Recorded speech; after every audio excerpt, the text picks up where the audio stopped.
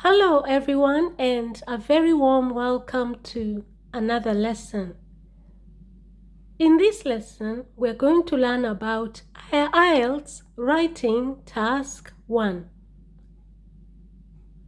We're going to learn how to write a letter of complaint.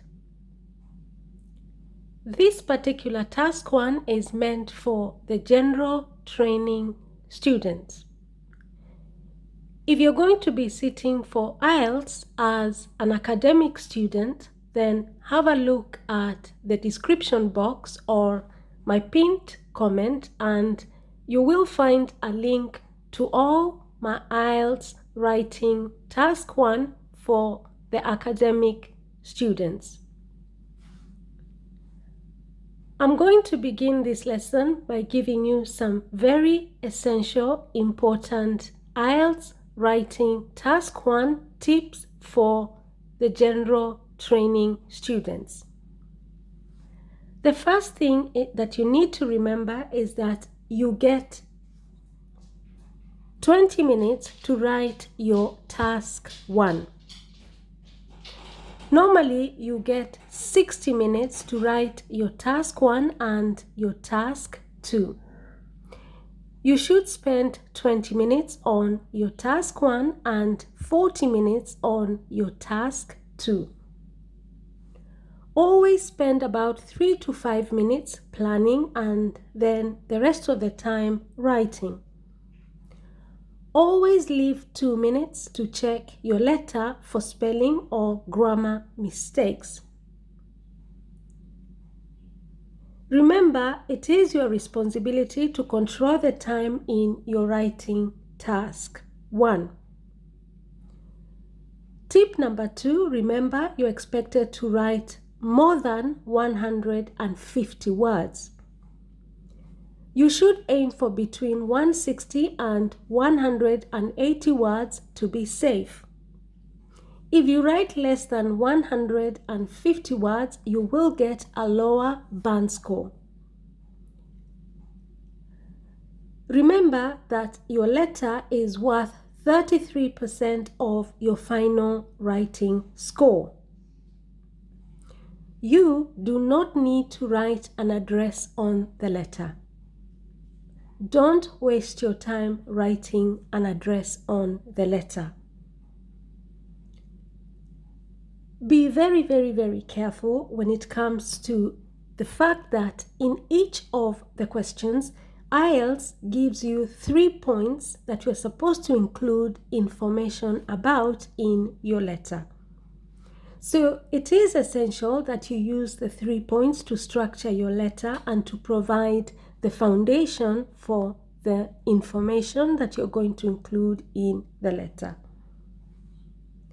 All points must be included clearly in your letter. And if you fail to include all the points in your letter, your band score will be lower. You're expected to use your imagination to fill in the details and decide, for example, the names of the people in your letter. Now that I've given you all the essential writing tips for task 1, the next thing we are going to do is address this question. Let's look at step 1 of what to do when you're writing your task 1. Step 1 is to read the question very carefully and make sure you understand all the different parts of the question and identify the 3 key points that IELTS wants you to include in the letter. So let's begin step 1 together by reading the question. You recently flew with an airplane and had a problem with the food on the plane. So recently, very, very important. You recently means maybe last week, maybe 2 weeks ago. So you have to make sure that in your answer you show the examiner that you are writing about a flight that happened very recently. Recently means a few days ago. So you recently flew with an airplane and you had a problem with the food. Now, this is the second part of the question. You had a problem with the food on the plane. I would underline problem with the food. I would underline in the first part recently, and I would underline airplane, or rather airline. Write a letter to the company. I would underline company. So you're writing a letter to the airline. That means this is a formal letter. This is not a friendly letter. This is a formal letter. So that is going to affect the structure of the letter. In your letter A, give the details of the flight. So that is the first key point that IELTS wants you to include in the letter. Give details of the flight. So let the person who is going to be reading the letter know which flight you took, from where to where, which dates. Okay, give details of the flight. B, explain what the problem with the food was. Okay, so in the second key point, you need to explain in details what was wrong with the food. And then C, say what the airline should do about it. So you had a problem with the food. What do you want the airline company to do? Now, once you have read the question, you have understood it, the next thing that you need to do is very quickly, remember you've only got 20 minutes, is to begin writing the letter. And you begin writing the letter with the salutation. That is step 1. Write the salutation. Dear Sir, stroke Madam. We are using Sir and Madam because we don't know whether the person who is going to be reading the letter is a man or a woman. Also, we don't know the name of the person. And because this is a formal letter, we use Dear Sir, stroke Madam. So you normally use Dear Sir, stroke Madam when you don't know the name of the person who you're writing the letter to. Secondly, when you don't know whether it's a man or a woman. After that, you move on, and don't forget the comma after Madam. Punctuation is very, very important when you're writing your letter. After that, you move on to step 2. Step 2 is where you write the introduction. In the introduction of a formal letter, you explain to the reader why you're writing the letter. Why are you writing the letter? They want to know in the first paragraph. I am writing this letter to complain about the appalling food that I was served with during my recent flight with your airline. So I'm writing this letter to complain. Remember, this is a letter of complaint. So you can always begin a letter of complaint with, I am writing this letter to complain about, and then after that you explain why based on the question. About the appalling food. Appalling means that the food was absolutely disgusting. Appalling, disgusting. That I was served with during my recent flight. Remember, in the question you are told you recently flew. So I want to show the examiner that I understand in the letter I'm expected to transfer that information from the question to make the examiner know that I am writing about a flight that happened a few days ago. Okay, so I'm writing this letter to complain about, then you explain why, the appalling food that I was served with during my recent flight with your airline. So I have made it very clear to the reader why I'm writing the letter. After that, I move on to step 2. Now, or rather step 3. In step 3, I am going to make sure that I include information about the first key point A. Give the details of the flight. So in that third step, I am going to give the details of the flight.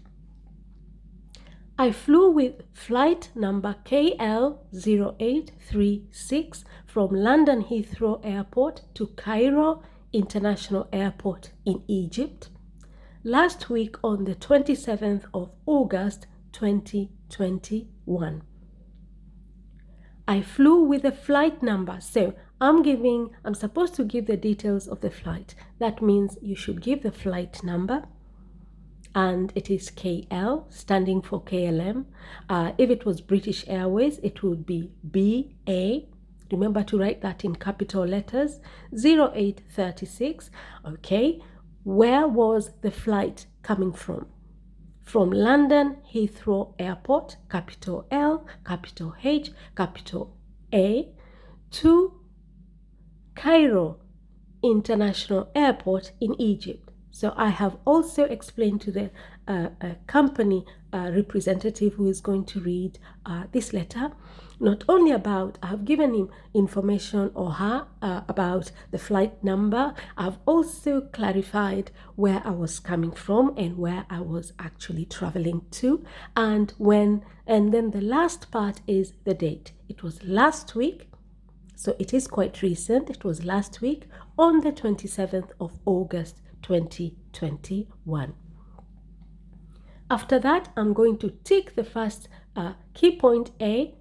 I cross it because I have already addressed that key point. I have included details about that key point in my letter.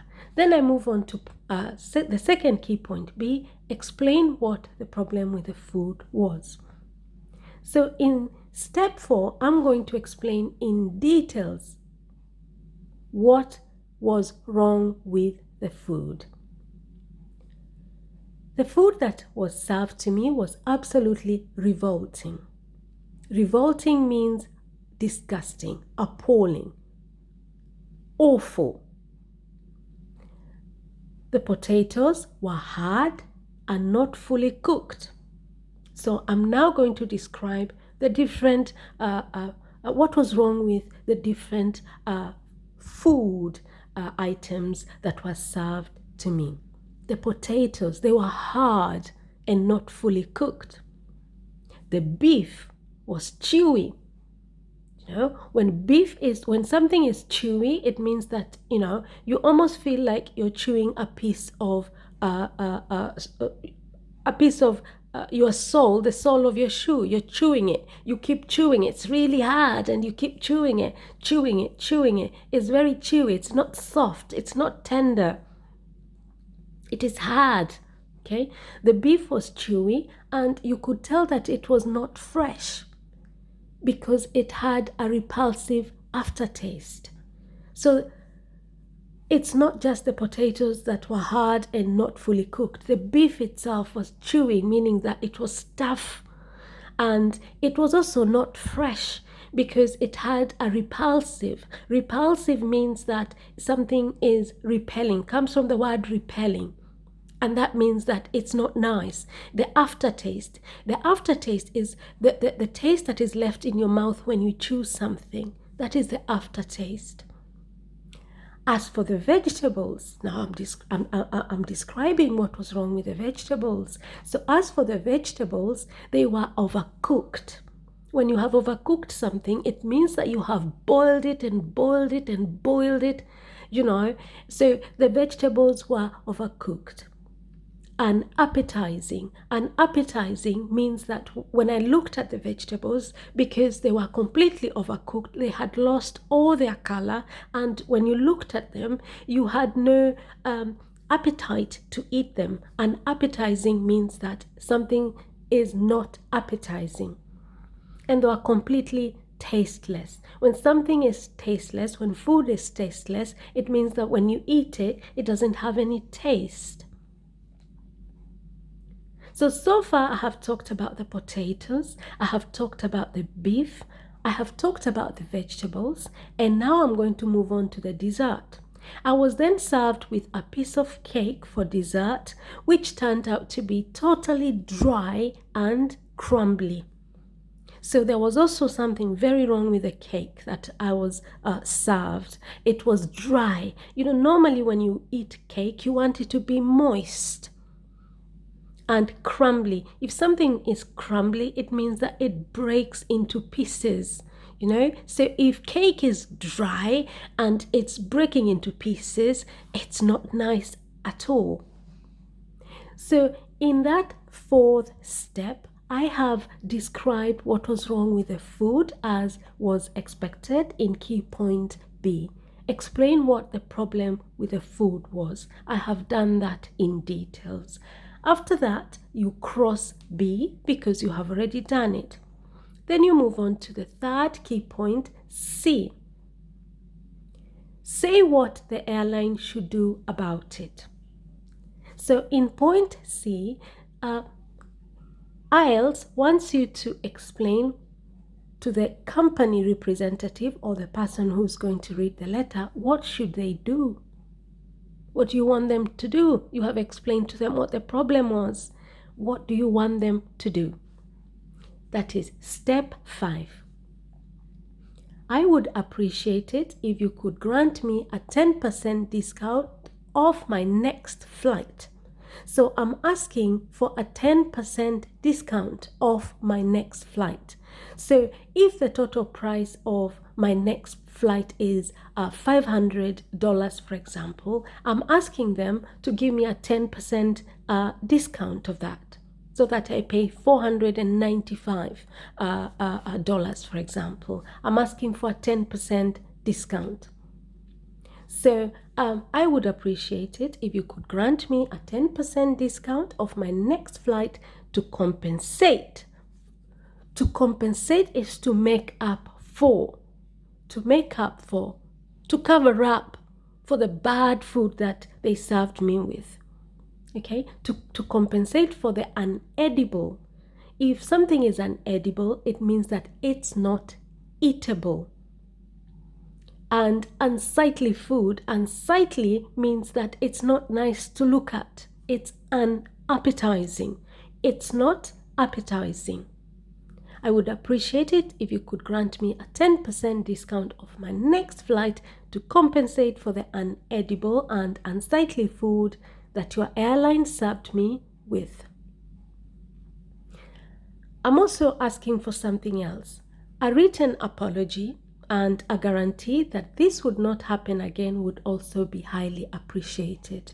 So apart from asking for a 10% discount, I'm also asking for a written apology. I want them to write to me and apologize for the appalling food that they served me with. And then thirdly, I'm asking them to give me a guarantee that they would not serve me with that sort of food in the future. Okay, so I want a written apology and I also want a guarantee. Now, a guarantee is a reassurance. A reassurance is when someone assures you that they will not do something again. So I am asking for 3 things.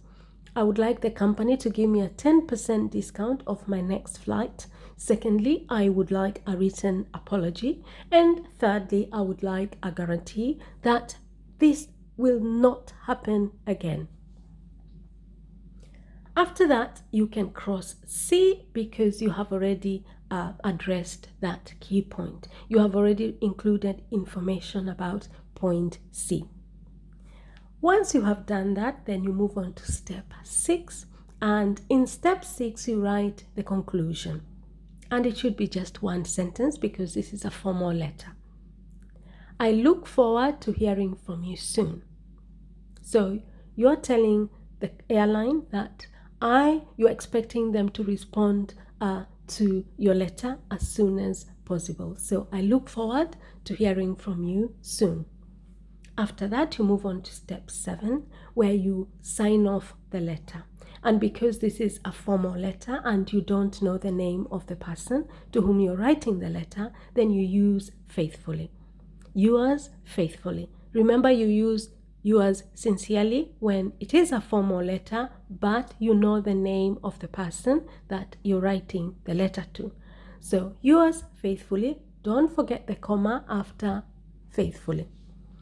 After that, you move on to step 8, where you write your full name. Farid Khan. Farid Khan. So there you go.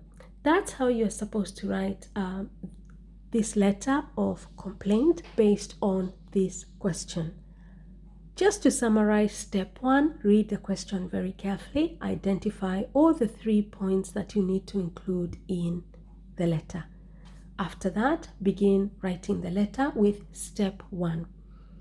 In step 1, write the salutation, dear sir / madam. Step 2, write the introduction where you explain to the reader why you're writing the letter. Step 3, address the first key point A. Step 4, address the second key point B. Step 5, address the third key point C. Step 6, write the conclusion of the letter, which should be just 1 sentence. Step 7, sign off the letter, yours faithfully, because it's a formal letter and you don't know the name of the person you're writing the letter to. And then finally is step 8, where you write your full name. Don't forget to skip a line between the steps. Okay? Between the steps. After dear sir / madam, you don't have to skip a line or leave any space, but between step 2 and 3, leave a line. Step 3 and 4, leave a space between them, 4 and 5, and so forth. Okay? So make sure that you have your paragraphs very nicely separated from each other using one blank line. Okay? So there you go. If you found this lesson helpful at all, please don't forget to give this video a thumbs up. Share the video with somebody else so that they can also benefit, and subscribe to this channel so that you can benefit from all the rest of the videos that I'm going to upload on IELTS Writing Task 1 for the general training students. And if you want to know how to write all the other different types of IELTS Writing Task 1 for the general training students, check in the description box or my pinned comment, and you will find a link to all the sample letters on IELTS Writing Task 1, where I explain in details, step by step, how to answer the questions. Now, thank you very much, everyone, and I shall see you in our next lesson. Bye bye, and take good care of yourself.